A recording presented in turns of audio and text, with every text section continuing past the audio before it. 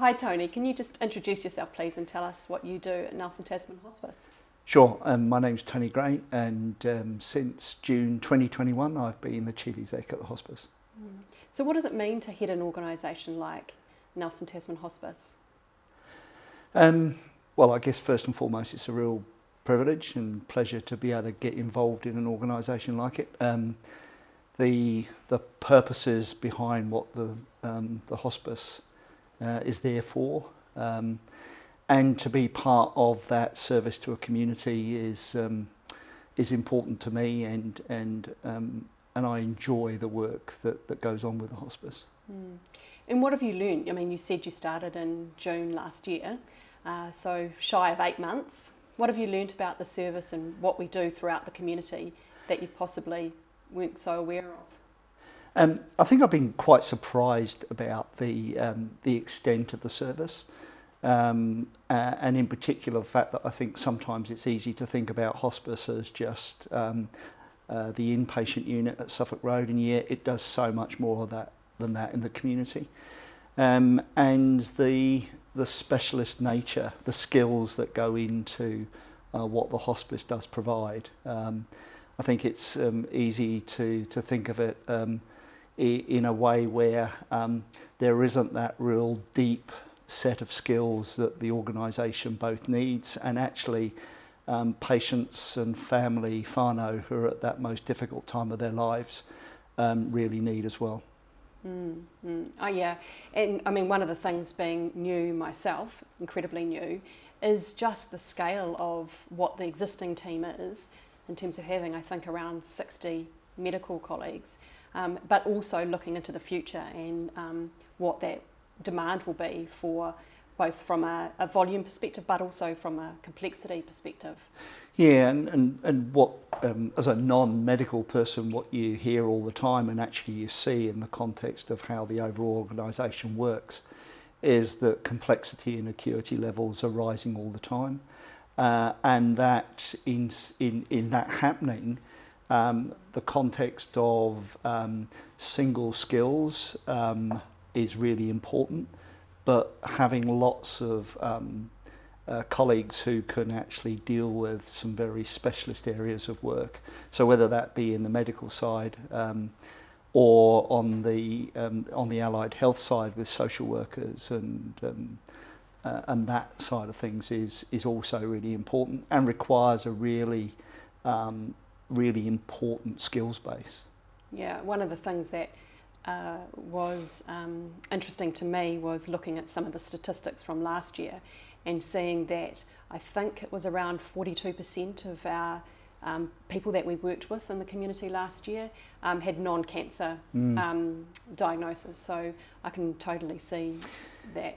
Yeah, and I guess again the demographic is also quite surprising. I mean, particularly if you've not been used to hospice, but you know, the number of younger people that we have come through, the backgrounds of those people with regards to you know, younger patients being mums and dads with young kids. I mean, all that comes into play when you're looking at the skills base that the hospice needs.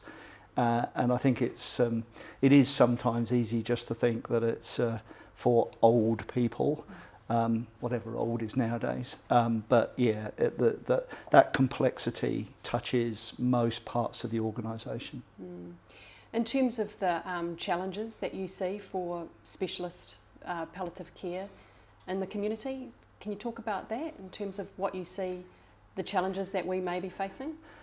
Yeah, well, look, I'm still relatively new, but I do think that those complexities and the challenges are only going to get more so, whether that is in the context of how you make sure that you're attracting the right skills to hospice, how you fund the extent of which the service is required for the future in terms of some of that complexity, and also the fact that I think probably one of our biggest challenges is that educating what actually hospice does, because I think there's a level of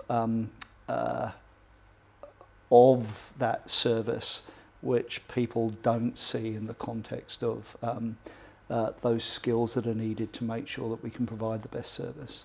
And I think also it's the sheer volume of people, patients and also their loved ones that we're looking after on an average each month. I saw last month it was 246 people. I don't think people get that scale, do they? No, and I think that's because, again, there is that element where hospice is seen to a certain extent as a facility rather than the extensive work that goes on in the community. And of course, that community is not only just people in their residential home. It's for people whose homes are now in aged residential care facilities.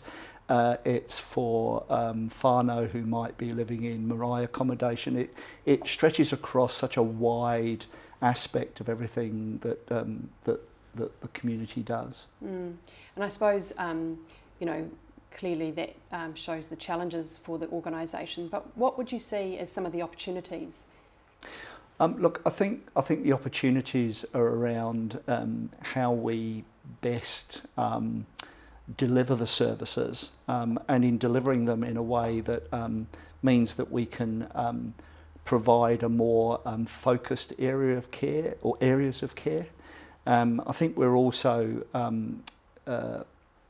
really wanting to make sure that people do know that it's a specialist service, and with that comes opportunities for providing more education, for providing research opportunities, for being seen as the best of its type in New Zealand, and extending the range of in which we're asked about how we do things in the most effective way and the most caring way for patients and family. That's another thing that, in terms of my experience, just connecting with the level of specialist care and the specialists that we actually have on board. We're talking to Dr. Jodie and Dr. Lee. Nelson is such a lucky community to have the level of care. Yeah, and I think we're lucky because, to a certain extent, places like Nelson Tasman tend to attract skilled people, but equally, I guess we want to have a hospice that in itself attracts high levels of skills, because that's going to be our future is having an organisation where colleagues, whether it's in the clinical side or the non-clinical side, say that's where I want to work, because not only will it allow me to deliver the skills that I've got, but actually it's also a really good place for as a workplace. Development opportunities. I mean, certainly being, the most desirable hospice to work in the community would be fantastic. So we've talked to Simon Starr today, who, through his support of his wife Alison, the Starr family have done a number of fundraisers. They're just about to go off to Mount Blanc in June, which is fantastic, Simon and his son Dean. What does it mean to have supporters, particularly supporters that stay with us for a long time, like Simon and his family? What does it mean to hospice? Quite simply invaluable. I think that whole context of how we as an organisation stay engaged with supporters who in some cases have had a personal experience or an experience of somebody who's been through the hospice, and in so many ways they're our lifeblood. If you look at the nature of the funding that we get and how we need to make that up on an annual basis, then the support from people like Simon and family is simply invaluable. And not, yes, the dollars are important, but also it is that engagement. It's the stories that they can tell. It's the way in which they can articulate the importance of what it meant for them is worth gold. It's a very special involvement of people that can talk about what it's meant to them. And one of the things that Simon, talked about beforehand was hospice will remain a friend to him and his family, and you've just got to get stuck in, get involved, put your hand up, which is fantastic. One of the things I know that we're going to launch soon is Hands Up for Hospice, which is our new annual appeal.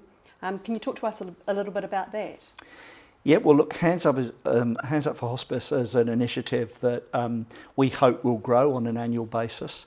And put simply, it's about creating an awareness that will allow the community to get involved with us and to put their hand up to do something to support hospice. And whilst that may be an event, it may be a donation, it's also about how we continue to raise the awareness of what we do and how we do it and why we do it. Over the next few years, we hope it becomes a regular event in people's diaries, that we can bring businesses, individuals, organisations together to provide us with an opportunity to not only do things for hospice, but to celebrate the fact that in the region of Nelson Tasman, we've got this amazing service that needs to be grown and developed for the community. And that's one of the things that I know we talk about is, that community-wide, whether it's a school or whether it's a business, like to have that level of engagement where there will be children at schools that will have parents or aunties or uncles or grandparents that have been in the service, and to be able to get them to be involved, I think is really important. Yeah, and I think one of our challenges is, and there'll be others more experienced in this and expert in this than me to talk about it, but I think death still holds so much fear, and as we hopefully in things like involving schools and younger people to get them aware of what goes on in a place like hospice, and events are a fantastic way of doing that. And actually, I think the other thing that younger people will bring is also new ideas about how we can do things, and that's really important, that we continue to, in a very gentle but purposeful way, innovate as to what we do and how we do things.